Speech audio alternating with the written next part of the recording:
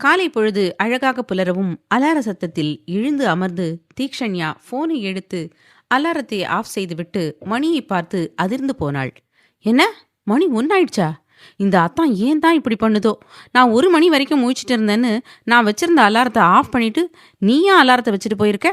உன்ன என்று பல்லை கடித்த தீக்ஷண்யா கணவனுக்கு கால் செய்தாள். சக்தி காலை கட் செய்துவிட மீண்டும் மீண்டும் கால் செய்து கொண்டே இருந்தாள். கிட்டத்தட்ட அவள் 20வது முறை கால் பண்ணவும் காலை அட்டன் செய்த சக்தி, என்னடி, நான் கட் பண்ணி விடுறேன்ல, அப்புறம் எதுக்கு திருப்பி திருப்பி கால் பண்ற என்று கடுப்புடன் கேட்டான். உன்னை விட நான் தான் செம காண்டில் இருக்கேன் தான். எதுக்காக அலாரத்தை மாற்றி வச்சுட்டு போனேன்? அத்தைங்க 2 பேரும் வீட்டில் இல்லை. அது தெரிஞ்சிருந்தும் நான் தூங்கிட்டு இருந்திருக்கேன்னு பாட்டிக்கு தெரிஞ்சா என்னை பற்றி என்ன நினைப்பாங்க என்று கோபமாக கேட்டாள் தீக்ஷண்யா. தீ, உன் புருஷன் அவ்வளோ ஒன்றும் முட்டாள் இல்லை. நான் பாட்டி அகிலா மாம் கிட்ட சொல்லிட்டு தான் வந்திருக்கேன்.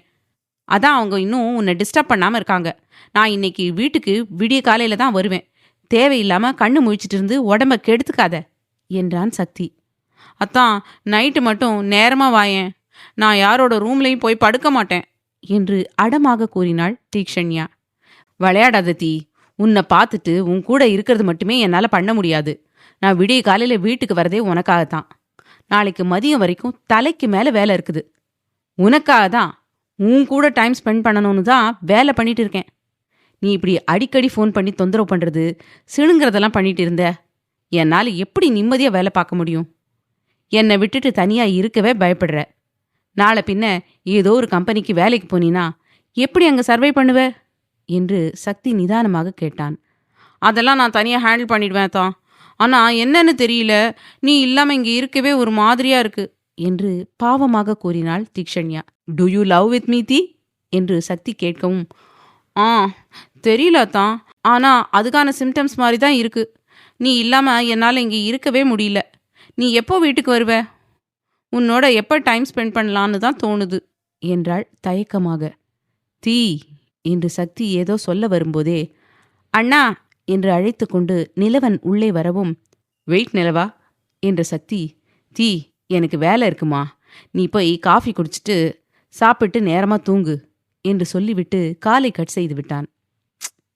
இன்னும் கொஞ்ச நேரம் பேசியிருக்கலாம், அதுக்குள்ளே எவனோ வந்துட்டான் என்று சலித்து கொண்ட தீக்ஷண்யா ஆடையை எடுத்துக்கொண்டு குளியலறைக்கு சென்று குளித்து முடித்து ஆடையை மாற்றிக்கொண்டு வெளியில் வந்தவள் கொண்டை போட்டிருந்த முடியை அவிழ்த்துவிட்டு போனிடெயில் போட்டுக்கொண்டு நெற்றி வகிட்டில் குங்குமம் வைத்து 2 புருவங்களுக்கும் இடையில் பொட்டும் அதன் மேல் சந்தனக்கீற்றும் வைத்து பெட்டில் இருந்த ஷாலை எடுத்து தோளில் ஒன் சைடாக போட்டுக்கொண்டு ஹாலுக்கு வந்தாள்.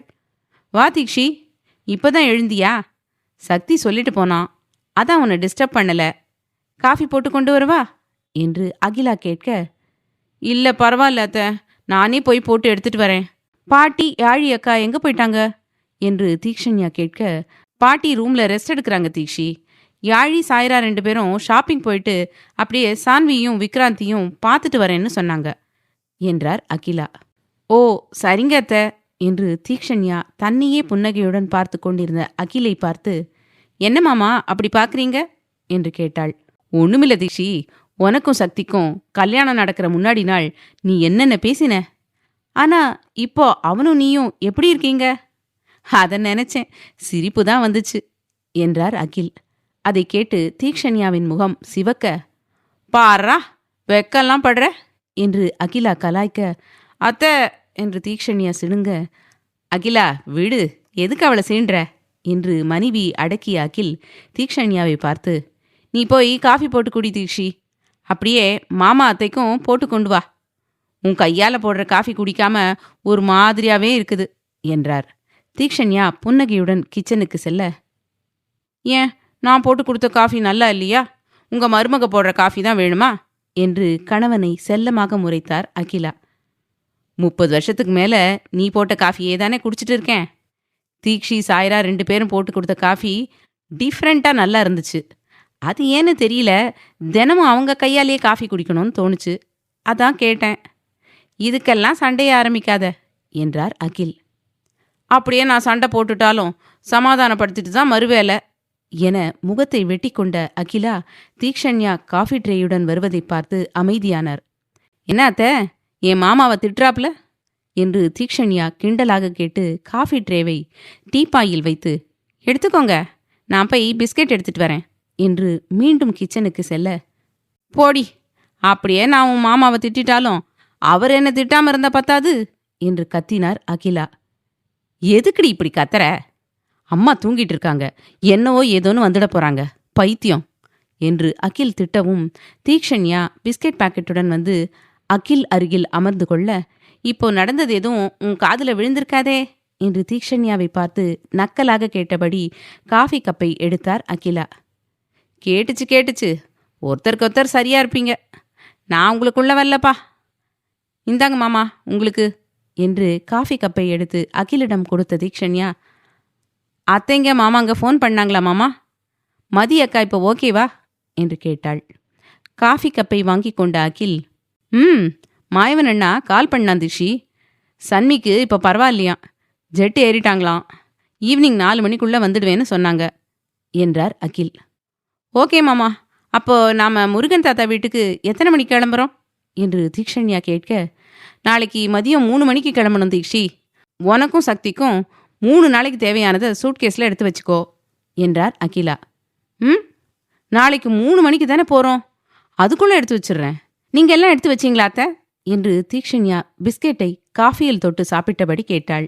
மோகனா, தினேஷ் மாமா, வர்ஷா, மாயவன் மாமாவுக்கு தேவையானதெல்லாம் எடுத்து வச்சுட்டேன், யாழிக்கு அவ எடுத்து வச்சுப்பா, எங்களுக்கு மட்டும் இனிமே தான் தீக்ஷி எடுத்து வைக்கணும் என்றார் அகிலா.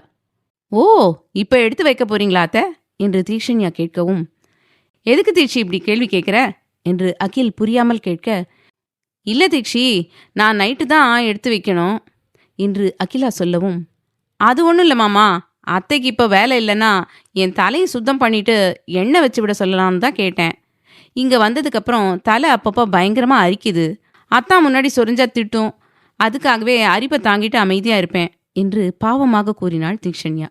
இங்கே என்விரான்மெண்ட் வேற இல்லை தீக்ஷி, பெங்களூர்ல இருந்துட்டு இங்கே வந்து முதல்ல சர்வை பண்ண கஷ்டமாக தான் இருக்கும், போக போக சரியாயிடும் என்று அகில் மனைவியை பார்த்து, அவ தலையை சுத்தம் பண்ணிட்டு எண்ணெய் வச்சு விடு அகிலா, சூட்டுக்கு கூட உடம்பு தலையெல்லாம் அரிக்கும் என்றார். என்று அகிலா தீக்ஷண்யாவை பார்த்து, இதுக்காக தான் வந்த உடனே அத்தையை கேட்டியாடி என்று கேட்டார். ஆமாத்தே, பாட்டியாக இருந்தால் நல்லா சுத்தம் பண்ணி விடுவாங்க, அவங்க என் தலையில் கை வச்சாலே எனக்கு ஆட்டோமேட்டிக்காக தூக்கம் வந்துடும், இதே மோகனா அத்தை பார்த்துச்சு என் அம்மா மாதிரி மண்டையில் கொட்டிகிட்டே இருக்கும் தெரியுமா என்றாள் பாவமாக. நீ ஆடாமல் இருந்தா எதுக்கடி அவங்க மண்டையில் கொட்ட போகிறாங்க, நான் பார்க்கும்போது மட்டும் தலையை ஆட்டிப்பாரு, முடியை பிடிச்சு நல்லா ஆட்டி வைக்கிறேன் என்றார் அகிலா. ஆ என்று அவரையே பயந்த பார்வை பார்த்த தீக்ஷண்யா, போத்த அப்போன்னா நீ பார்த்து விட வேண்டாம், நான் சரோ பாட்டி எழுந்ததுக்கப்புறம் பார்த்துக்கிறேன் என்றாள். அகில் சிரிக்க அகிலா அவளை பார்த்து முறைக்க, என்னாத்த எதுக்கு என்ன இப்படி பார்க்குற என்று தீக்ஷண்யா சிரிப்பை அடக்கியபடி கேட்கவும், இந்த சீமார் எங்கேயோ வச்சுட்டேன் என்று அகிலா சுற்றி முற்றி தேடவும், தீக்ஷி எஸ்கேப் என்று காஃபி கப்பை டீப்பாயில் வைத்துவிட்டு ஓடியே விட்டாள். அவளின் செய்கையில் அகில் விழுந்து விழுந்து சிரிக்க அகிலாவுக்குமே சிரிப்பை அடக்க முடியவில்லை. இந்த வாளை வச்சுட்டு எப்படித்தான் சக்தி சமாளிக்க போறான்னு தெரியல என்று அகிலா சொல்லவும், அதெல்லாம் அவன் பார்த்துப்பான், அவ சாப்பிடாம போயிட்டா, ரூம்க்கு எடுத்துட்டு போய் கொடு என்றார் அகில். இப்போதானே காஃபில பிஸ்கெட் தொட்டு சாப்பிட்டா, கொஞ்ச நேரம் கழிச்சு நான் கொண்டு போய் கொடுக்குறேன் என்று அகிலா சொல்லவும் தலையை ஆட்டினார் அகில். அண்ணா, அண்ணி இன்னும் சாப்பிடல, காலையிலையும் கமலாக்கா போய் கூப்பிட்டாங்களாம், சாப்பாடு வேண்டாம்னு சொல்லிட்டாங்களாம், இப்போவும் கூப்பிட்டதுக்கு வேணாம்னு சொல்றாங்களாம் என்று ஃபைலை பார்த்து கொண்டிருந்த யுவதீரனிடம் கூறினான் முருகன்.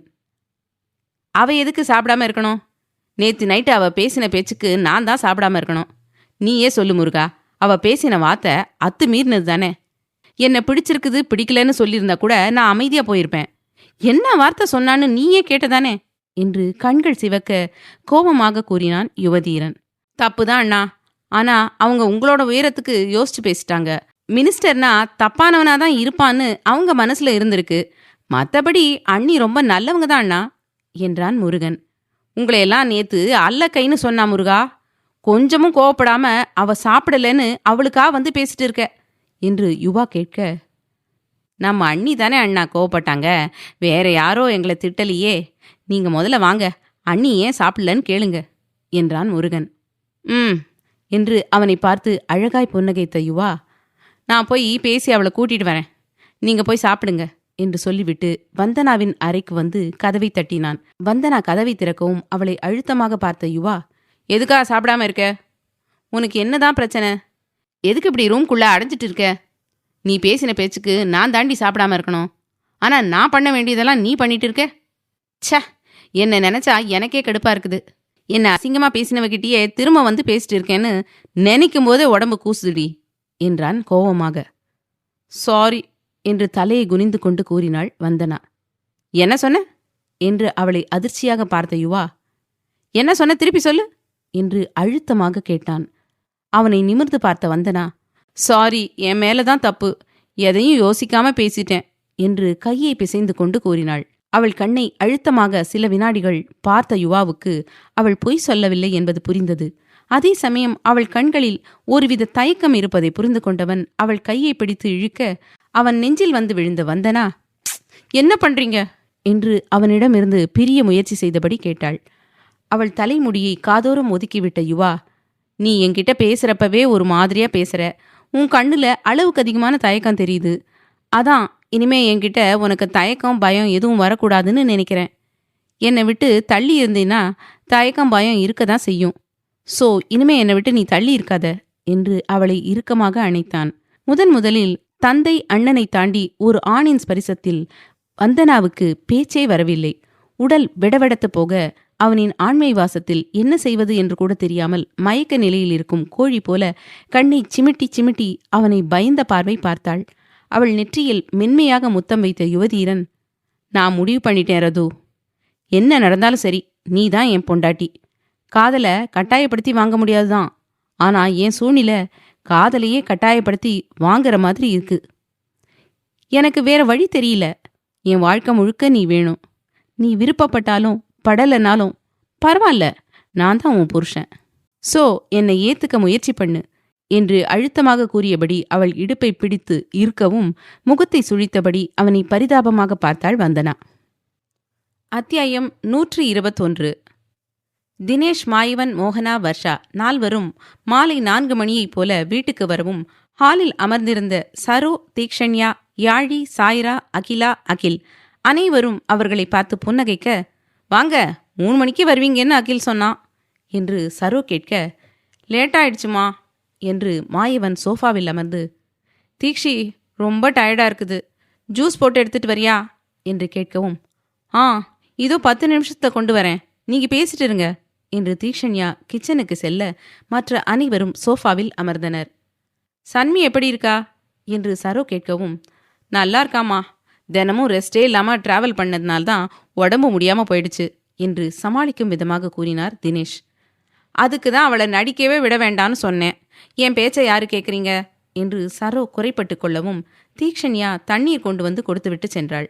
நால்வரும் தண்ணீரை குடித்துவிட்டு, அம்மா, வாழ்க்கையில சாதிக்கணும்னா கொஞ்சமில்ல ரொம்ப கஷ்டப்படணும், அதுவும் பொண்ணுங்கன்னா 2 மடங்கு எஃபர்ட் போடணும். சன்மி அவளுக்கு பிடிச்சதை பண்ணுவேன்னு அடமா நிற்கும்போது அதை தடுக்கிறது தப்பு. நாம பல ரெஸ்ட்ரிக்ஷன் போட்டோம், அதுக்கெல்லாம் ஒத்துக்கிட்டு இன்னைக்கு வரைக்கும் அதை ஃபாலோ பண்ணிட்டு இருக்கா. சாஹி, சக்தி, வியான் 3 பேருக்கும் நாம எந்த அளவுக்கு சப்போர்ட் பண்ணமோ அதே அளவுக்கு சன்மிக்கும் பண்ணணும் என்றார் மாயவன்.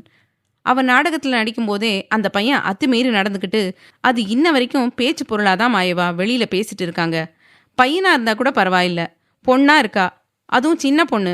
சன்மிக்கு நிறைய விஷயத்துல அனுபவம் கிடையாது, சொந்தமா ஒரு முடிவை கூட அவளால ஸ்ட்ராங்கா எடுக்க முடியாது. கோவம் வந்தா அழுவாளை தவிர அதை கண்ட்ரோல் பண்ண நினைக்க மாட்டா என்றார் சரோ. எங்களுக்கும் அது புரியுதுமா, இன்னும் 1 வருஷம் தானே, அதுக்கப்புறம் படிப்பும் முடிஞ்சிரும். இப்போ நடிச்சிட்டு இருக்கிற நாடகத்தோட கான்ட்ராக்டும் க்ளோஸ் ஆயிடும்.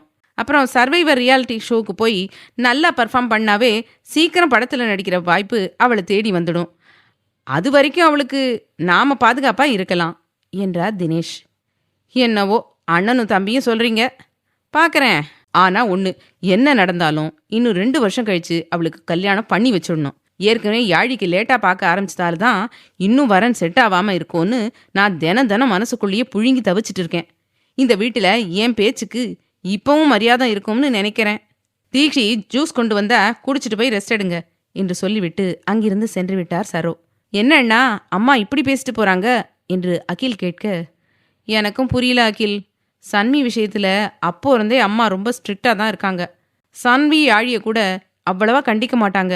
ஆனா சன்னி கிட்ட எந்த அளவுக்கு பாசம் காட்டுறாங்களோ அந்த அளவுக்கு கண்டிப்போட இருக்காங்க என்றார் தினேஷ். விடு தினேஷ், பார்த்துக்கலாம். நம்ம அம்மா தானே. ஆனாலும் அம்மா சொன்ன மாதிரி சன்விக்கு இன்னும் 2 வருஷத்துல கல்யாணத்தை முடிச்சிருது நல்லது என்றார் மாயவன். அது நடக்கிறப்போ பார்த்துக்கலாம் அண்ணா. இப்போதைக்கு யாழி கல்யாணம் தான் நமக்கு முக்கியம் என்று தினேஷ் சொல்லவும், அது எப்படிப்பா? பேச்சு எங்க இருந்து ஆரம்பிச்சாலும் என்கிட்டயே வந்து முடிக்கிறீங்க. என்னை இந்த வீட்டை விட்டு துரத்ததுல அப்படி என்ன சந்தோஷம் உங்களுக்கு என்று தினேஷ், அகில், மாயவன் மூவரையும் முறைத்து பார்த்தபடி கேட்டாள் யாழி. அதை கேட்டு சாய்ரா, மோகனா, வர்ஷா மூவரும் சிரிக்க, நீ அப்படியே பச்சை குழந்தை பாரு. உனக்கு பால் கூட கொடுக்காம வேற வீட்டுக்கு துரத்த பார்க்குறோம். எருமை எருமை எருமை வயசை விட அதிகமாக வளர்ந்துருக்க. இப்போவும் உனக்கு கல்யாணம் பண்ணி புருஷன் குழந்தைங்கன்னு ஒன்னா சந்தோஷமா இருக்கணும்னு தோணுதா பாரு என்று அவள் மண்டையில் கொட்டினார் அகிலா. அகிலா என்று தினேஷ், மாயவன், அகில் மூவரும் முறைக்க, அம்மா என்று யாழி தலையை தேய்க்க, இங்க அடிச்சா அங்க 3 பேருக்கு வலிக்குமேன்னு தெரிஞ்சும் நான் இவளை அடிக்கிறேன்ல, என் புத்திய முதல்ல செருப்பால் அடிச்சுக்கணும். நீங்க கொடுக்கிற செல்லத்துல தான் இவ மகாராணி மாதிரி நடந்துக்கிறா என்றார் அகிலா கோபமாக. எங்களுக்கு அவ இளவரசி தான் அகிலா என்று தினேஷ் அழுத்தமாக சொல்லவும், யாழி அகிலாவை பார்த்து பலிப்பு காட்ட, அம்மா எனக்கு என் பையன் விக்ராந்த், பொண்ணு பிரதன்யா இருக்காங்க. அதையும் தாண்டி என்னை பாசமா பார்க்கறாங்க அப்பாங்க. நான் கேட்டதையெல்லாம் விதவிதமா சமைச்சு கொடுக்குற மோகனா, வர்ஷா அம்மா இருக்காங்க. நீ மட்டும்தான் ரொம்ப பேட். என்னை எப்ப பாரு திட்டிகிட்டே இருக்கிற. பாட்டி கூட எப்பயாவது தான் ஏதோ சொல்லுவாங்க. ஆனா நீ மாமியார் மாதிரி ஓவரா பண்ற. ச்சே போமா என்று கோபமாக கூறினாள். யாழி சொன்னதை கேட்டு அகிலாவை தவிர்த்து அனைவரும் புன்னகைக்க, அகிலா மகளை முறைத்து பார்த்தாலும் அவள் வாய் வார்த்தையாக தங்கைகளின் குழந்தையை அவள் குழந்தை போல நினைத்து சொன்னதில் மனம் குளிர்ந்து போனது என்பது உண்மையே.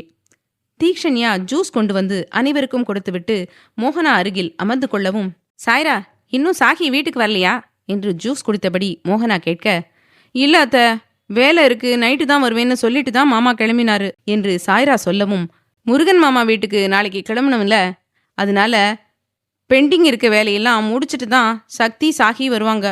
அதுவும் சக்தி வீட்டுக்கு வர்றது டவுட்டுன்னு நினைக்கிறேன். உங்ககிட்ட ஏதாவது சொன்னானா தீக்ஷி என்று மாயவன் கேட்க, விடி காலையில் வருவேன்னு சொன்னார் மாமா என்று தீக்ஷண்யா சொல்லவும், சரி தீக்ஷி, அப்போ நீ எங்க கூட வந்து படுத்துக்கோ என்றார் மோகனா. இல்ல அத்த, நான் என்று தீக்ஷண்யா சொல்ல வரும்போதே, அத்தை அவ ஒன்றும் சின்ன குழந்தை கிடையாது, கல்யாணம் ஆயிடுச்சு. இனி அவளுக்கே ஒரு குழந்தை வந்தாலும் வந்துடும். முதல்ல அவளை சின்ன குழந்தை மாதிரி ட்ரீட் பண்றத நிறுத்துங்க என்று எரிச்சலாக கூறினாள் சாய்ரா. அவள் சொன்னதை கேட்டு தீக்ஷண்யாவின் முகம் மாற, சாய்ரா அவளை சின்ன குழந்தைன்னு நான் சொல்லல, அப்படி நினைக்கவும் இல்லை. அவளுக்கு இருக்கிற வயசுக்கு தகுந்த அளவுக்கு அவ பக்குவமா தான் இருக்கா. என்ன அளவுக்கு அதிகமான பயம்தான் அவளுக்கு அதிகமா இருக்கு. அதனால தான் எங்க கூட வந்து படுத்துக்கோன்னு சொன்னேன். முதல்ல உன் வயசுக்கு தகுந்த மாதிரி நீ பேசு. எல்லா முறையும் தீக்ஷிய குட்ட வைக்கணும்னு நினைச்சே நீ பேசிட்டு இருக்க என்றார் மோகனா கோபமாக. ஆமா, அப்படியே நான் எது சொன்னாலும் அதை தப்புன்னு தான் சொல்லுவீங்க. உங்களுக்கு உங்க சின்ன மருமகளை தான் ரொம்ப பிடிக்கும். என்ன இருந்தாலும் அவ உங்க அண்ணன் பொண்ணு இல்ல என்று முகத்தை சுழித்துவிட்டு அங்கிருந்து சென்றாள் சாய்ரா. என்ன அண்ணா, இவ லூசா? இவளும் தானே நம்ம தங்கச்சி பொண்ணு. ஒருத்திக்கு நல்லதும் இன்னொருத்திக்கு கெட்டதும் பண்ணுவோமா? மோகனா அண்ணி என்ன சொல்லிட்டாங்கன்னு இப்படி பேசிட்டு போறா? தீக்ஷி இடத்துல சாய்ராவே இருந்தாலும் அண்ணி இதையே தானே சொல்லியிருப்பாங்க. அதை ஏன் கொஞ்சம் கூட புரிஞ்சுக்க மாட்டேங்கிறா? எத்தனை முறை எடுத்து சொன்னாலும் இப்படி துடுக்கா பேசினா எப்படி அண்ணா கூட்டு குடும்பமா சந்தோஷமா இருக்க முடியும் என்று அகில் கேட்கவும், சாய்ரா அவ பிடிச்ச முயலுக்கு 3 கால்னு நிக்கிறா அகில். விடு, அவ அப்படின்னு தெரிஞ்சிட்டா பேசி ஆர்கியூ பண்ணி ஒண்ணுமே ஆக போறது கிடையாது என்ற தினேஷ் தீக்ஷண்யாவை பார்த்து, தீக்ஷி அவ சொன்னதை பெருசா எடுத்துக்காத, நைட்டு எங்க ரூம்ல வந்து படுத்துக்கோ என்றார். நான் அவங்க பேசினது தப்பா நினைச்சுக்கல மாமா. அத்தான் கூட என்னை பயப்படாம தான் இருக்கணும்னு சொல்லியிருக்காரு. நான் தனியாவே படுத்துக்கிறேன். அதான் அத்தான் விடிய காலையில் வந்துடுவேன்னு சொல்லிட்டு தானே போனாரு. எனக்காக தானே வராரே. நானே ரூம்ல இல்லாம உங்களோட வந்து படுத்துட்டா நல்லா இருக்காது என்றாள் தீக்ஷண்யா. தினேஷ், மாயவன், அகில் மூவருக்குமே அவள் சொன்னதில் இருக்கும் நியாயம் புரியவும் அமைதியாக, சரி தீக்ஷி, உன் இஷ்டம் போல நீ பண்ணு. அப்புறம் கேட்கணும்னு நினைச்சேன், நீ அண்ணங்கிட்ட சென்னையில் இருக்கிற டிசைனிங் கம்பெனி டீட்டெயில்ஸ் கேட்டியா என்று மோகனா கேட்க, ஆமா அத்தை, நேத்து சலிப்பா இருந்துச்சு. அதான் அப்பாவுக்கு மெசேஜ் பண்ணேன். ஏன் அத்த, எதுக்கு கேட்குறீங்க என்று தீக்ஷண்யா கேட்க, நீ எதுக்கு அண்ணங்கிட்ட கம்பெனி டீட்டெயில்ஸ் கேட்ட? அதை முதல்ல சொல்லு என்று மோகனா கேட்க, ஏதாவது வேக்கண்ட் இருந்தா இன்டர்வியூ அட்டென்ட் பண்ணலான்னு தான் அத்த என்று தீக்ஷண்யா சொல்லவும், தீக்ஷி, நீ ஏன் உன் புருஷன் கம்பெனிக்கே போகக்கூடாது என்று தினேஷ் சொல்லவும், நானும் இதையே தான் மாமா சொல்ல வந்தேன் என்றார் மோகனா. இல்ல அத்த மாமா, எனக்கு சக்தி அத்தான் கம்பெனிக்கு போய் வேலை செய்கிற அளவுக்கு திறமை இல்லை. அது மட்டும் இல்லை, அத்தான் கம்பெனியில் ஃப்ரெஷர்ஸ் எடுக்க மாட்டாங்க. கண்டிப்பாக ஏதாவது ஒரு கோர்ஸ் பண்ணியிருக்கணும். அதையும் தாண்டி எனக்கு என் புருஷன் கம்பெனியில் வேலை பண்ணணும்னு ஆசை இல்லை. நான் என்னோட திறமையால் ஒரு கம்பெனியில் போகணும்னு நினைக்கிறேன். அது சின்ன கம்பெனியாக இருந்தால் கூட பரவாயில்ல. இன்னொரு முறை அத்தான் கம்பெனிக்கு போகணுன்னு சொல்லாதீங்க. நிஜமா எனக்கு அது பிடிக்கல என்று சொல்லிவிட்டு அங்கிருந்து சென்று விட்டாள் தீக்ஷண்யா. நான் தான் சொன்னேன்ல வர்ஷா, தீக்ஷி என்ன மாதிரி கிடையாது. அவளோட இடத்துல இருந்திருந்தா என்னோட தாட் மாமாவோட கம்பெனிக்கு போகலாம்னு தான் இருந்திருக்கும். ஆனால் அவள் அப்படி யோசிக்க கூட இல்லை. பெங்களூரில் இருக்கும்போது கூட அண்ணன் கம்பெனிக்கு அண்ணன் கூப்பிட்டும் எனக்கு வர பிடிக்கலன்னு சொல்லி வெளியில தான் வேலை தேடினா. அவள் சொந்த காலில் யாரோட தயவும் இல்லாமல் நிற்கணும்னு நினைக்கிறா என்றார் மோகனா. புரியுது மோகனா என்று வர்ஷா சொல்லவும், ஆனால் தீக்ஷி இப்படி இருக்கிறது நல்லது தானே என்றார் அகில். ரொம்ப நல்லது அகில். ஆனால் அவளோட பாதுகாப்பு முக்கியம். அவள் சின்னதாக கத்தி பேசினா கூட பயந்துப்பா. அதுக்காக தான் சக்தி கம்பெனிக்கு அனுப்பலாம்னு நினச்சேன். அதுக்கு ஒத்து வரமாட்டேன்னு சொல்லிட்டா என்றார் மோகனா. அதை பற்றி நாம் யோசிக்க தேவையே இல்லை பாப்பா. அவள் எந்த கம்பெனிக்கு போனாலும் அவளுக்கு அரணா உன் பையன் நிற்பான். நீ தீக்ஷியை பற்றி கவலைப்படாத என்றார் தினேஷ். எதுக்கும் ஒரு முறை சக்தி கிட்ட பேசி பார்க்குறேன் மாமா. அவன் சொன்னாலாவது தீக்ஷி கேட்குறாளான்னு பார்க்கலாம் என்றார் மோகனா. பேசிப்பாரு, நீயாச்சும் உன் பையனாச்சு. எனக்கு டயர்டாக இருக்குது, நான் போய் ரெஸ்ட் எடுக்கிறேன் என்று யாழி தலையை செல்லமாக கலைத்துவிட்டு அங்கிருந்து அறைக்கு சென்றார் தினேஷ். யுவதீரனின் இறுகிய பிடியில் வந்தனா முகத்தை சுழித்தபடி அவனை பரிதாபமாக பார்த்து, ஏன் இப்படி அழுத்துக்கிறீங்க?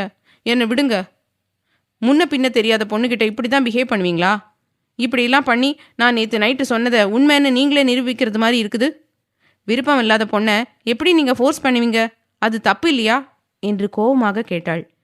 எனக்கு பிடிச்ச பொண்ணை ஃபோர்ஸ் பண்ணுறது தப்பா தெரியல ரது என்று யுவதீரன் அழுத்தமாக சொல்லவும், நீங்கள் பேசுறது முட்டாள்தனமாக இருக்குது. உங்களுக்கு தான் என்னை பிடிச்சிருக்குது, எனக்கு உங்களை சுத்தமாக பிடிக்கல. முக்கியமாக நீங்கள் இப்படி என்னை பிடிச்சி இருக்கிறது, உரிமை எடுத்து பேசுறது சுத்தமாக பிடிக்கல. என்னை 2 நாளாக உங்களுக்கு தெரியுமா? ஆனால் நீங்கள் என்கிட்ட பேசுகிற பேச்சும் நடந்துக்கிற விதமும் ஏதோ ரொம்ப வருஷம் பழகின மாதிரி உரிமையாக இருக்குது. எனக்கு இப்படி பண்ணுறதெல்லாம் பிடிக்காது. தயவு செஞ்சு என்னை விடுங்க. நான் இங்கே எந்த வேலைக்காக வந்தேனோ அதை மட்டும் பண்ணிட்டு போயிடுறேன் என்று கடைசி வரியை வந்தனா சொல்லும் போதே தடுமாறினாள். நீ வந்த வேலையை பண்ணு ரது, ஆனால் என்னையும் லவ் பண்ணு. இங்கே தானே இருக்க போற. என்னோட குணம் என்னன்னு கொஞ்சம் கொஞ்சமாக உனக்கே புரியும். ஆனால் ஒன்று, என்னை தவிர்த்து நீ யாரையும் லவ் பண்ணக்கூடாது. ரதுவந்தனா மனசு உடம்பும் யுவதீரனுக்கு மட்டும்தான் சொந்தம் என்று அழுத்தமாக கூறி அவள் கழுத்து வளைவில் முகம் புதைத்தான். சீ, தள்ளிப்போங்க என்று வந்தனா அவன் நெஞ்சில் கை வைத்து அழுத்த அவளிடமிருந்து பிரிந்து 2 அடி தள்ளி நின்ற யுவதீரன், இன்னொரு முறை சீ சொல்றது, இந்த முகத்தை சுளிக்கிறதெல்லாம் வச்சுட்ட பிச்சு எடுத்துருவேன். முதல்ல போய் சாப்பிட்டு வேலையை பாரு. ரூம்குள்ளவே அடைஞ்சு கிடக்காத. நேற்று வாங்கிட்டு வந்த திங்ஸ் எல்லாம் அம்மாவோட ரூமில் தான் இருக்குது. ஸோ சாப்பிட்டு அதையெல்லாம் எடுத்து உன் இஷ்டம் போல டெக்கரேட் பண்ணி வச்சுடு என்று சொல்லிவிட்டு அங்கிருந்து நகர்ந்தான். ச்சே, இவன் என்ன இப்படி இருக்கான்? இதெல்லாம் அப்பா அண்ணனுக்கு தெரிஞ்சா என்னை உடனே கிளம்பிவான்னு சொல்லிடுவாங்க. அப்பாவுக்கு இது லாஸ்ட் கேஸ். அவருக்காக இங்கே நடக்கிற கொடுமையெல்லாம் தாங்கிட்டு பொறுமையாக தான் இருக்கணும். ரொம்ப வரம்பு மீறி நடந்துட்டா சக்தி மாமா கிட்ட சொல்லிடலாம் என்று நினைத்த வந்தனா, ஐயோ, இப்போ சாப்பிட போகலன்னா அதுக்கு ஏதோ சொல்லுவானே, முதல்ல போய் சாப்பிட்டு வந்துடலாம் என்று புலம்பியபடி கிச்சனுக்கு வரவும் அவளை பார்த்த கமலா, வா வந்தனா என்று புன்னகையுடன் அழைத்தார். அக்கா, அம்மாவுக்கு நான் சொன்ன மாதிரி காலையிலையும் மதியமும் சாப்பாடு கொடுத்துட்டீங்க தானே என்று வந்தனா கேட்க, அதெல்லாம் பக்காவாக கொடுத்தாச்சு வந்தனா. நீ தான் சாப்பிட கூப்பிட்டதுக்கு வரவே மாட்டேன்னு சொன்ன. இப்போவாவது வந்தியே. ஆனால் பாவம் தம்பி நேற்று நைட்ல இருந்து இப்போ வரைக்கும் பச்சை தண்ணி கூட குடிக்காம இருக்குது என்றார் கவலையாக. அதை கேட்டு வந்தனாவுக்கு சுருக்கென்று இருந்தது. அவளுக்கு தான் அவன் சாப்பிடாமல் இருந்ததற்கான காரணம் தெரியுமே. நேற்று இரவு பேசிய பேச்சின் வீரியம் எந்த அளவுக்கு என்று புரிந்து கொண்டவள் கமலாவை பார்த்து, அக்கா, இப்போ அவரை போய் கூப்பிட்டு பாருங்களேன் என்றாள். ஐயோ, நான் போகல பாப்பா. தம்பி கோவமா இருக்கா நார்மலா இருக்கான்னு தெரியல. நான் போய் சாப்பிட கூப்பிட்டு ஏதாவது சொல்லிட்டா என்ன பண்றது? வேணும்னா நீ போய் கூப்பிடுறியா வந்தனா என்று கமலா அவளை பார்த்தபடியே கேட்க, ஆ, நானா அக்கா என்று வந்தனா தயங்க, நீதான் பாப்பா போய் கூப்பிட்டு பாரு என்று கமலா சொல்லவும், என்ன இந்த அக்கா வேணும்னு என்ன அவர்கிட்ட பேச அனுப்பி வைக்கிற மாதிரி இருக்கு? எனக்கு தான் அப்படி தோணுதா, இல்ல அவங்க கேஷுவலா தான் சொல்றாங்களா என்று மனதிலேயே நினைக்க, வந்தனா பாப்பா என்ன யோசிக்கிற என்று கமலா கேட்கவும், ஒண்ணுமில்லக்கா, நான் நான் போய் கூப்பிட்டு பார்க்கறேன் என்று சொல்லிவிட்டு வந்தனா செல்லவும், கமலா மனதுக்குள்ளே சிரித்துக்கொண்டு, கடவுளே, எப்படியோ தம்பியை வர வச்சுடு. நான் மற்றவங்களுக்கு சாப்பாடு போட போயிட்டா எப்படியோ பாப்பா தான் தம்பிக்கு பரிமாறும். அப்போ அவங்களுக்குள்ள ஏதோ ஒன்று நடக்கலாம். அதனால வந்தனா பாப்பாவுக்கு தம்பிய பிடிக்கவோ இல்லை ஈர்ப்பு வரவோ வாய்ப்பு இருக்குது என்று நினைத்து கொண்டு அங்கிருந்து சென்றார். மிஸ்டர் தீரன், தீரன் என்று வந்தனா யுவாவின் அறைக்கதவை தட்டவும், அடுத்த 2 நொடியில் கதவை திறந்த யுவதீரன், என்ன ரது என்று புன்னகையுடன் கேட்டான். அவனின் சிரிப்பில் ஒரு நொடி தன்னையே தொலைத்த வந்தனா பின்பு தலையை குனிந்து கொண்டு, நீங்க சாப்பிடலன்னு கமலா அக்கா சொன்னாங்க, அதான் உங்களை சாப்பிட கூப்பிடலான்னு வந்தேன். வாங்க சாப்பிடலாம் என்றாள் திக்கி திணறியபடி. அவள் கையை பிடித்த யுவா, ரது, நிஜமா உன் மனசறிஞ்சுதான் என்னை கூப்பிட வந்தியா, இல்ல கமலா அக்கா சொன்னதும் பாவப்பட்டு கூப்பிட வந்தியா என்று கேட்க, அவன் கையை தொட்டதும் கரண்ட் ஷாக் அடித்தது போல் உணர்ந்த வந்தனா அவனையே கண்ணிமைக்காமல் பார்த்தாள். நான் அழகுன்னு எனக்கு நல்லாவே தெரியும்டி. நீ இப்படி ரசிச்சு பார்க்காத, எனக்கே வெக்கமா இருக்குது என்று யுவதீரன் கிண்டலாக சொல்லவும், அவனை மூக்கை சுருக்கி முறைத்து பார்த்த வந்தனா, என் கையை விடுங்க, என் அனுமதி இல்லாமல் என்னை டச் பண்ணாதீங்க, எனக்கு அது சுத்தமாக பிடிக்காது என்று அவன் கையிலிருந்து அவள் கையை பிரிக்க முயற்சி செய்ய, அவளை இழுத்து கை வலைக்குள் கொண்டு வந்த யுவா, உன்னை டச் பண்ணுறது உனக்கு பிடிச்சாலும் பிடிக்கலனாலும் என்னை நீ ஏற்றுக்கிட்டு தான் ஆகணும் என்று அழுத்தமாக கூறினான். அவனை கலங்கிய கண்களுடன் பார்த்த வந்தனா, இப்படிலாம் ஃபோர்ஸ் பண்ணாதீங்க, எனக்கு இதெல்லாம் புதுசு, நீங்க இப்படிலாம் பிஹேவ் பண்ணா உங்க மேல ஒரு நல்ல தாட் வரவே வராது என்று சொல்லவும், என்னை மன்னிச்சிடுறி, என்னால் என்னை உனக்காக மாற்றிக்க முடியாது, இதுதான் நான், இப்படித்தான் நான். நீ ஏன் என்னை தப்பான கண்ணோட்டத்திலேயே பார்க்குற? என்னை பார்க்குற விதத்தை கொஞ்சம் மாற்றி பாரேன், கண்டிப்பா என்னை உனக்கு பிடிக்கும்டி என்றான் உறுதியாக. வந்தனா அவனையே பார்க்க, என்ன அப்படி பார்க்குற? முதல்ல ஆவுன்னா ஃப்ரீஸ் மோடுக்கு போகிறத நிறுத்து என்றான் யுவா. என்னை விடுங்க என்று வந்தனா அவனிடமிருந்து வலுக்கட்டாயமாக பிரிந்து, இப்போ சாப்பிட வருவீங்களா மாட்டீங்களா? ஒன்று வாங்க, இல்லைன்னா முடியாதுன்னு சொல்லிட்டு போங்க. அதை விட்டுட்டு தேவையில்லாமல் பேசிட்டு இருக்கீங்க. நீங்கள் தான் வெட்டியாக இருக்கேன்னு என்னை வம்புக்கு இழுக்கிறீங்க. எனக்கு வேலை இருக்குது. முதல்ல அம்மாவை தோட்டத்துக்கு கூட்டிகிட்டு போகணும், அப்புறம் அவங்க ரூமை டெக்கரேட் பண்ணணும் என்றாள் கோவமாக. பிள்ளைப்பூச்சி மாதிரி இருந்துட்டு என்ன பேச்சு பேசுகிற? ஆனால் நீ பேசுகிற சின்ன வார்த்தை கூட என்னை காயப்படுத்துது. கொஞ்சம் பார்த்து வார்த்தையை யூஸ் பண்ணு. இப்போ வா சாப்பிடலாம் என்று அவள் கையை பிடித்தான் யுவா. கையை விட்டுட்டு முன்னாடி போங்க என்று வந்தனா கடுப்பாக சொல்லவும், இங்கே பாரு ரது, எனக்கு பிடிச்ச மாதிரி தான் நான் உங்ககிட்ட நடந்துப்பேன். நான் இப்படித்தான், என்னை மாற்றிக்க நான் விரும்பலை. எனக்காக நீ வேணும்னா மாறிக்கோ. நான் கையை பிடிக்கும்போது முகத்தை சுளிக்கிறது, கடுப்பாக பேசுறதெல்லாம் பண்ண, ஒரு நேரம் மாதிரி இன்னொரு நேரம் இருக்க மாட்டேன் என்று கோபமாக சொல்லவும், அவனின் இரும்பு குரலில் வந்தனா அடுத்த வார்த்தை பேசாமல் அவனையே பயந்த பார்வை பார்க்க, அவள் கையை அழுத்தமாக பிடித்து இழுத்து கொண்டு டைனிங் ஹாலுக்கு வந்து அமர்ந்தவன், எனக்கு பரிமாறு என்றான் உரிமையாக. புரியல என்று வந்தனா அவனையே பார்த்து அவன் அழுத்தமாக பிடித்திருந்த இடத்தையே தேய்த்தாள். எனக்கு பரிமாறுன்னு தமிழில் தானே சொன்னேன். நானே போட்டு சாப்பிட்டா எனக்கு பிடிக்காது. யாரோ ஒருத்தர் பரிமாறினாதான் நான் சாப்பிடுவேனே, அதான் பரிமாறுன்னு சொன்னேன் என்றான் யுவதீரன் தெளிவாக. அதை எதுக்கு என்கிட்ட சொல்றீங்க என்று வந்தனா பட்டென கேட்க, என்னை பொறுத்த வரைக்கும் நீ தான் என் பொண்டாட்டி. இப்போ மட்டும் இல்லை, இனிமே நீ தான் எனக்கு பரிமாறணும். பரிமாறுடி என்று யுவதீரன் குரலை உயர்த்தி பேசவும், பயந்து போன வந்தனா நடுங்கிய கரத்தை கட்டுப்படுத்தி கொண்டு அவனுக்கு உணவை பரிமாறினாள். ஒவ்வொன்றும் நான் சொல்லி பண்ணாத, கமலா அக்கா கிட்ட என்னென்ன பண்ணணும்னு கேட்டுக்கோ என்று அழுத்தமாக சொல்லிவிட்டு யுவதீரன் சாப்பிட ஆரம்பிக்க, இவன் என்னை அடிமை மாதிரி ட்ரீட் பண்ணுறான். இவன் பேசினாலும் என்னால் திருப்பி முடியாதுன்னு சொல்ல முடியாத அளவுக்கு ஏதோ ஒன்று தடுக்குது. வாழ்க்கையில் முதல்ல வெளியால் ஒருத்தன் என்னை அதட்டி உரிமையாக பேசும்போது நான் அமைதியாக அடங்கி போகிறத நினச்சா எனக்கே ஆச்சரியமாக இருக்குது. வந்தனா, நீ இங்கே எதுக்காக வந்தியோ அதை மறந்துட்டு வேற எதையோ தேடி போற. உன் கவனத்தை இனிமே காந்திமதி அம்மா மேலேயும் தீரன் ரூம்லையும் மட்டும் செலுத்து என்று தனக்குத்தானே சொல்லிக்கொண்டாள். ரது, சாப்பாடு வைடி என்று யுவா கத்தவும் பிலுக்கென்று விழுந்த வந்தனா, என்னங்க என்று அவனை பயந்த பார்வை பார்த்தபடி கேட்டாள். உன் கவனம் எங்கே இருக்குது? நான் சாப்பிடும்போது எங்கேயும் பிராக்க பார்க்காம என்னை மட்டும் கவனி. இப்போ சாப்பாடு வை என்று சிடுசிடுப்பாக கூறினான் யுவா. இவனுக்கு சக்தி மாமாவே பரவாயில்ல போல. அவராது ஏதோ சில சமயம் நார்மலாக இருப்பார். இவன் எப்போ பார்த்தாலும் முசுடு மாதிரியே சுற்றிட்டு இருக்கான் என்று மனதிலேயே நினைத்து கொண்டு அவனுக்கு மீண்டும் பரிமாறினாள். சில நிமிடங்களில் சாப்பிட்டு முடித்த யுவா அவள் கையை பிடித்து இழுத்து மடியில் அமர்த்தி கொண்டு அவன் சாப்பிட்ட தட்டிலேயே சாதம் வைத்து குழம்பை ஊற்றி பிசைந்து அவள் வாயின் அருகில் கொண்டு வரவும் அவனையே கண்கள் விரிய திகைப்பாக பார்த்தாள் வந்தனா. என்ன பார்வை? சாப்பாட்டை காக்க வைக்கிறது எனக்கு பிடிக்காது. காட்ரி என்று யுவா கண்டிப்புடன் மிரட்டலான குரலில் சொல்லவும் பயந்து போன வந்தனாவின் வாய் தானாக திறக்கவும் அவளுக்கு யுவா ஊட்டிவிட நடந்ததையெல்லாம் வாசலின் ஓரமாக நின்று பார்த்து கொண்டிருந்த காந்திமதி கமலா இருவரின் உள்ளமும் நிறைந்து போனது.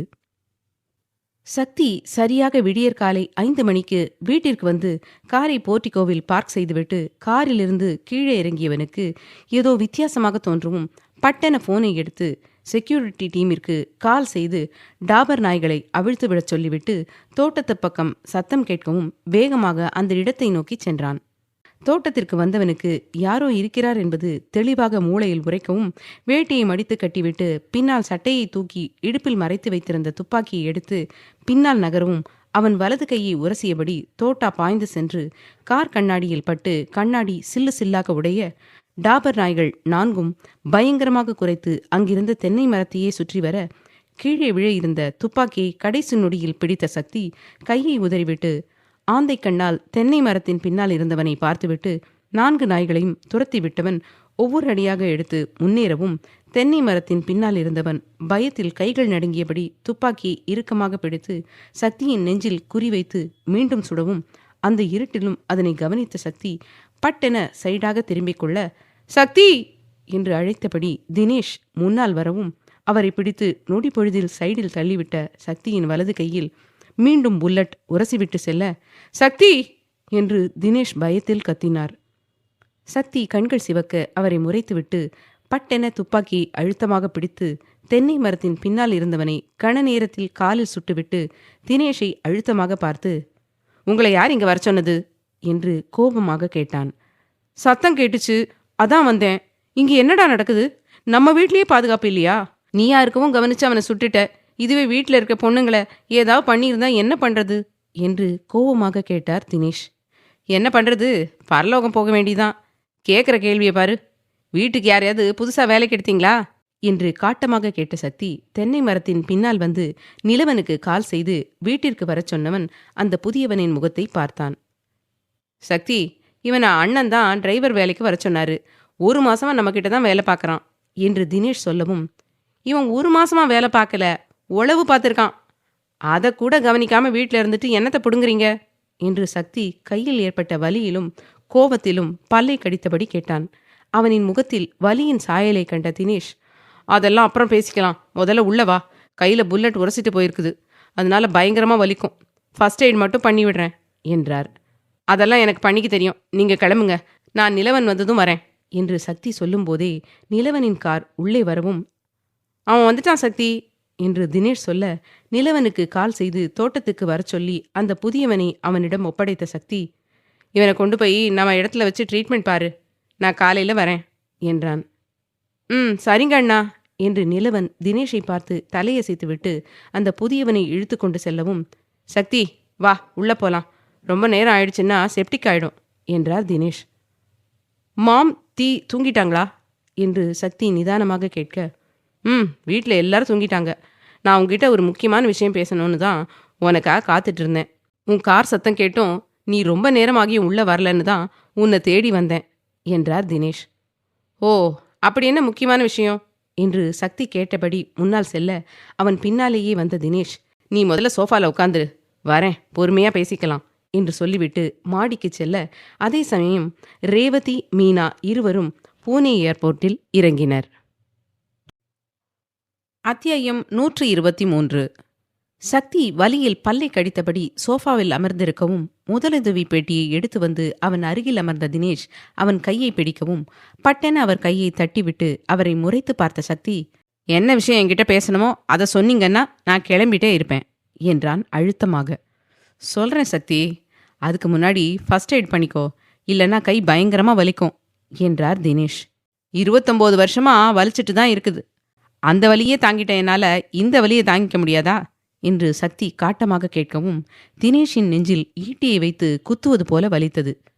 சக்தி என்று தினேஷ் திக்கி திணறி அழைக்கவும், அவரை வெறி கொண்டு முறைத்து பார்த்த சக்தி, மிஸ்டர் தினேஷ், இந்த ட்ராமா பண்ணுற வேலையெல்லாம் என்கிட்ட வேணாம். எனக்கு நேரம் இல்லை. 2 மணி நேரம்தான் என் பெண்டாட்டி கூட நான் டைம் ஸ்பெண்ட் பண்ண முடியும். இப்போவே 1/2 மணி நேரம் கடந்துருச்சு என்று வாட்சை பார்த்தான். தினேஷ் பேசிவிட்டு, நான் விஷயத்துக்கு வரேன். வந்தனா ஹாஸ்பிட்டல் போகிறதில்ல சக்தி, உனக்கு தெரியுமா என்று கேட்க, தெரியும். யுவா வீட்டில் அவங்க அம்மாவை பார்த்துக்க போயிருக்கான்னு வரைக்கும் தெரியும் என்று சக்தி அவரை புரியாமல் பார்த்து, இப்போ எதுக்கு சம்மந்தமே இல்லாமல் வந்தனா விஷயத்தை பேசுகிறீங்க என்று நெற்றியை நீவியபடி கேட்டான். காரணம் இருக்குது சக்தி. வந்தனா யுவாவோட அம்மாவை பார்த்துக்க மட்டும் அங்கே போகலை.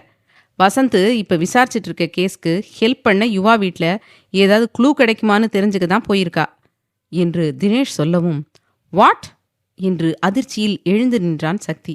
என்ன சொல்கிறீங்க என்று சக்தி அதிர்ச்சி குறையாமல் கேட்க, நான் இப்போ சொன்னது உண்மைதான். காயத்ரி காலையில் கால் பண்ணி என்கிட்ட புலம்பினா. ராணாவுக்கு இந்த விஷயத்தில் சுத்தமாக உடன்பாடு இல்லை. வந்தனா தான் வசந்துக்காக போயிருக்கா என்று தினேஷ் சொல்லவும், கோபத்தில் கையை முறுக்கிய சக்தி, அவன் அவளை லவ் பண்ணுறேன்னு சீரியஸாக என்கிட்ட சொன்னான். இவன் என்னன்னா நம்பிக்கை துரோகம் பண்ணுறதுக்காகவே அங்கே போயிருக்காளா? சின்னதாக ஏதாவது பிரச்சனைனா கூட என்கிட்ட சொல்கிறவ இதை சொல்லக்கூட இல்லை. பார்த்துக்கிறேன் என்று மனதில் நினைத்த சக்தி தினேஷை பார்த்து, ஆமாம், நீங்கள் எதுக்கு இந்த விஷயத்தை என்கிட்ட சொல்கிறீங்க என்று கேட்டான். அவனை முறைத்து பார்த்த தினேஷ், நீ ஊரை வேணும்னா ஏமாற்றலாம், உன் அப்பனை என்றைக்கும் ஏமாற்ற முடியாது. யுவா உன்னோட க்ளோஸ் ஃப்ரெண்டுன்னு எனக்கு நல்லாவே தெரியும். அதே மாதிரி அவன் தப்பு பண்ணியிருக்க மாட்டான்னு என்னால் உறுதியாக சொல்ல முடியும். ஆனால் இந்த விஷயத்தை என்னால் வசந்த்கிட்ட ஆதாரம் இல்லாமல் பேச முடியாது. இது அவனோட லாஸ்ட் கேஸ். ஸோ அவன் உன்னிப்பாக ஒவ்வொரு விஷயத்தையும் கவனிப்பான். நீ யுவா கிட்ட சொல்லிடு என்றான். நான் கண்டிப்பாக அவன்கிட்ட சொல்ல மாட்டேன். உங்கள் தங்கச்சி பொண்ணு எல்லாத்தையும் என்கிட்ட கேட்டு பண்ணுவா. இந்த விஷயத்தை மட்டும் மறைச்சிட்டு சொல்லாமல் கூட போயிருக்கால. ஒரு நாள் இல்லைனாலும் ஒரு நாள் யுவா அவள் எதுக்காக வந்தான்னு தெரிஞ்சுப்பான். அப்போ அவனே அவளுக்கு தண்டனை கொடுப்பான். அது எப்படியாப்பட்ட தண்டனையாக இருந்தாலும் நான் அனுபவிச்சே ஆகணும். என்ன தைரியம் இருந்தால் கூட இருந்தே குழி பறிக்கிற காரியத்தை பண்ண துணிஞ்சிருப்பா. குடும்பமே கேவலமாக இருக்காங்களே, ச்சே என்று கடுப்பாக சொல்லிவிட்டு அங்கிருந்து சக்தி செல்லவும், தலையில் அடித்து கொண்ட தினேஷ், இவன்கிட்ட சொன்னால் ஏதாவது பண்ணுவான்னு பார்த்தா இவன் வந்தனா நிலைமையை புரிஞ்சுக்காம பேசிட்டு போகிறானே, இனிமே நாம தான் வந்தனாவை கவனிச்சுக்கணும் என்று மனதில் நினைத்து கொண்டு அங்கிருந்து அறைக்கு சென்றார் தினேஷ். சக்தி அறைக்கு வந்து கதவை தாளிடவும் தீக்ஷண்யாவின் மொபைலில் அலாரம் அடித்தது. அதில் தீக்ஷண்யா கண்ணை கசக்கி எழுந்து அமரவும், தீ என்று அழைத்தபடி அவள் அருகில் அமர்ந்தான் சக்தி. அத்தான் வந்துட்டியா என்று தீக்ஷண்யா அவன் மடியில் ஏறி அமர்ந்து கொள்ள, அவள் இடுப்பை இறுக்கமாக பிடித்த சக்தி, என்னடி நான் வரேன்னு சொன்ன நேரத்துக்கு கரெக்டாக அலாரத்தை வச்சுட்டு படுத்துட்டியா என்று கேட்க, ஆமாத்தான், காலையிலே உன்னை பார்க்கல, அதுவே ஒரு மாதிரியா இருந்துச்சு. காலையில் ஃபோனில் கூட நீ சரியாக பேசவே இல்லை என்று அவன் கழுத்துக்கடியில் முகத்தை புதைத்தபடி கூறினாள் தீக்ஷண்யா. வேலை தீ, இல்லைன்னா நேரமாக கூட வந்திருப்பேன். காலையில் நிலவன் முக்கியமான விஷயம் பேசணும்னு வந்தான், அதான் காலை கட் பண்ணிட்டேன். சரி அதை விடு, நைட்டு சாப்பிட்டு படுத்தியா என்று சக்தி கேட்க, அதெல்லாம் சாப்பிட்டேன். அதை கூட கால் பண்ணி கேட்கல பத்தியாத்தான். அந்த அளவுக்கு உனக்கு வேலையா? இப்போவே இப்படி வேலை வேலைன்னு போனீன்னா எப்படியாத்தான் என்னை பார்த்துப்ப? என் கூட டைம் ஸ்பெண்ட் பண்ணவே மாட்டேங்கிற. என்னை ஏங்க வச்சு பார்க்கறதுல உனக்கு என்ன அவ்வளவு சந்தோஷம் என்று அவன் கையை இறுக்கமாக பிடித்து கழுத்தை கடித்து வைத்தாள். அவள் கையை அழுத்துவதில் பல்லை கடித்து வலியை பொறுத்து கொண்ட சக்தி, தீ சின்ன குழந்தை மாதிரி பண்ணாதடி. எப்பவும் இதே மாதிரி வேலை இருக்காது. 3 நாள் ஊரில் இருக்க மாட்டேன். அதான் பெண்டிங்கில் இருந்த வேலையெல்லாம் கம்ப்ளீட் பண்ணிட்டு வரவே டைம் ஆகிடுது. நானும் சீக்கிரம் முடிக்கணும்னு தான் நினைக்கிறேன்.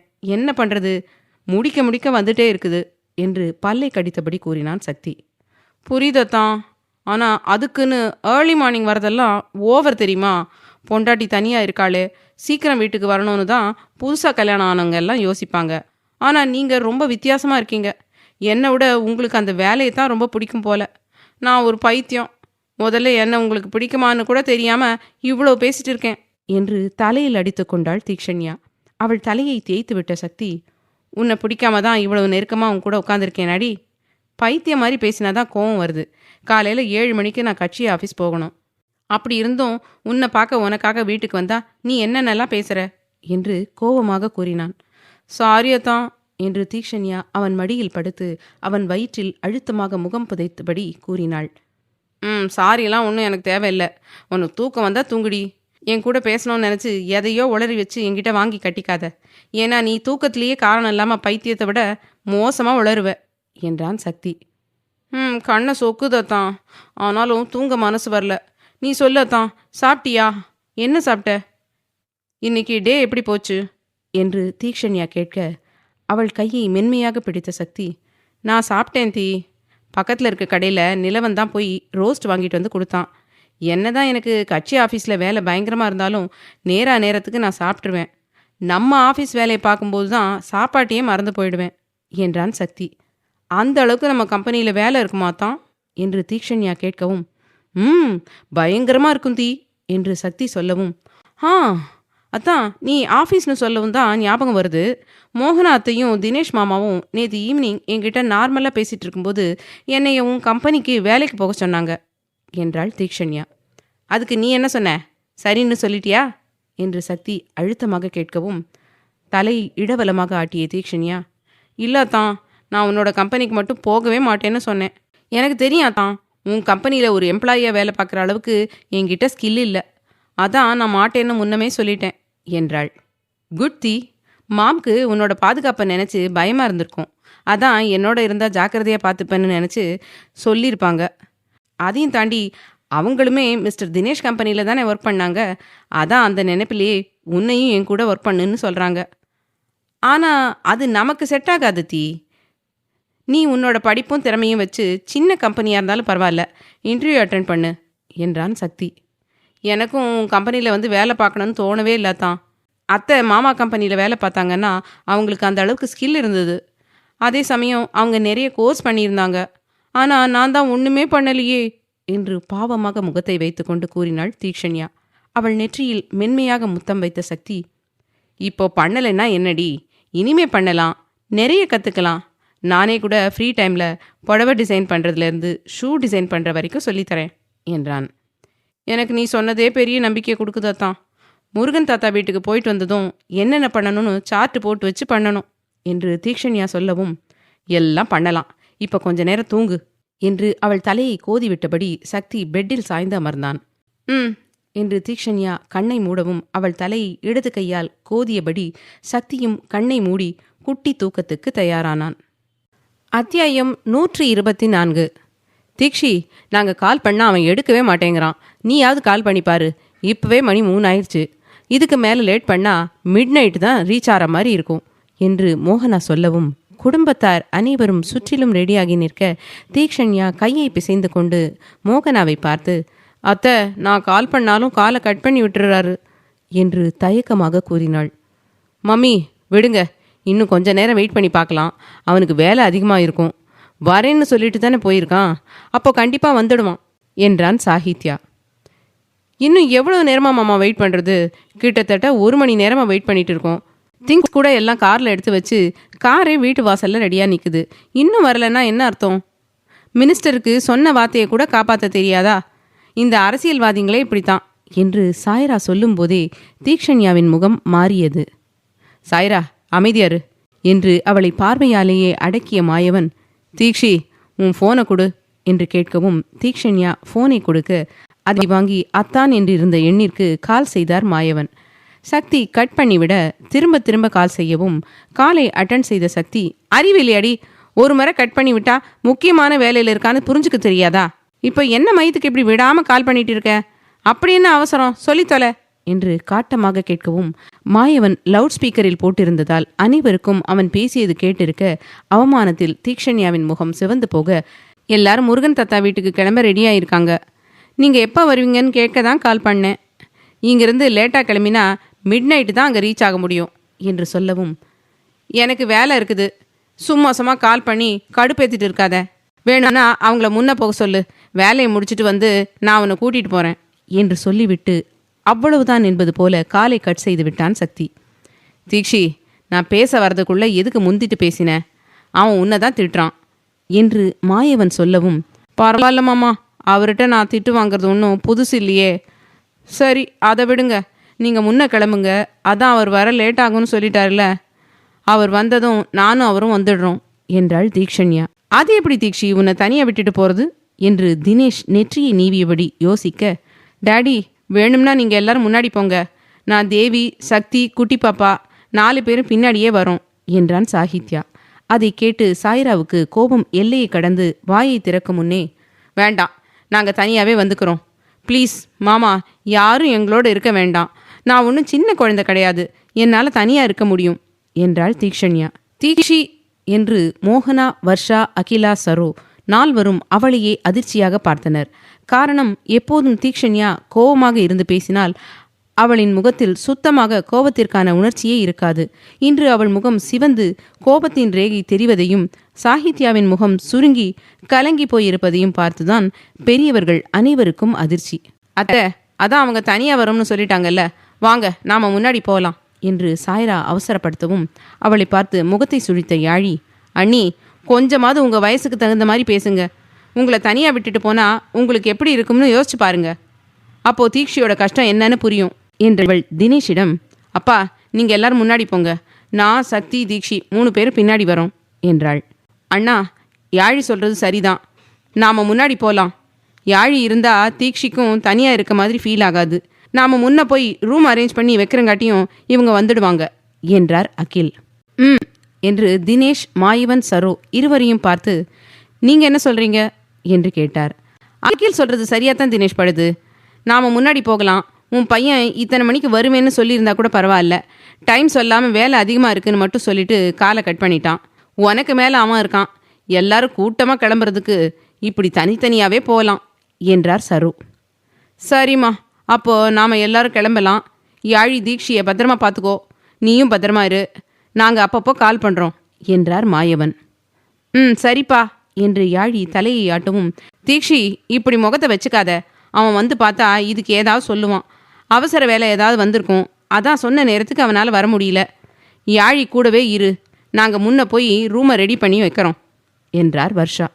சரியத்த என்று தீக்ஷண்யா முயன்று சிரிக்க, அகிலா, அகில், மோகனா, தினேஷ், வர்ஷா, மாயவன், சாய்ரா, சாகித்யா, சரோ என்று அனைவரும் இருவரிடமும் 1000 முறை பத்திரம் சொல்லிவிட்டு முன்னால் செல்லவும், தொப்பென்று சோஃபாவில் அமர்ந்த தீக்ஷண்யா கண்ணை இறுக்கமாக மூடிக்கொண்டாள். தீக்ஷி, இப்போ எதுக்கு இப்படி பிஹேவ் பண்ணுற? வர்ஷா பெரியம்மா சொன்ன மாதிரி சக்திக்கு அவசர வேலை வந்திருக்கும் என்று யாழி அவள் கையை பிடிக்கவும், கண்ணை திறந்து அவளை சலனமற்ற பார்வை பார்த்த தீக்ஷண்யா, என்ன வேணும்னாலும் இருக்கட்டும் அக்கா, அதை பொறுமையாக சொல்லியிருக்கலாம். அட்லீஸ்ட் கத்தாமலாவது பேசியிருக்கலாம். அவர் பாட்டுக்கு ஃபோனை அட்டன் பண்ண உடனே ஹலோன்னு கூட சொல்லாமல் மயிறு அது இதுன்னு பேச ஆரம்பிச்சிட்டாரு. இதுக்கு தான் நான் ஃபோன் பண்ணவே இல்லை.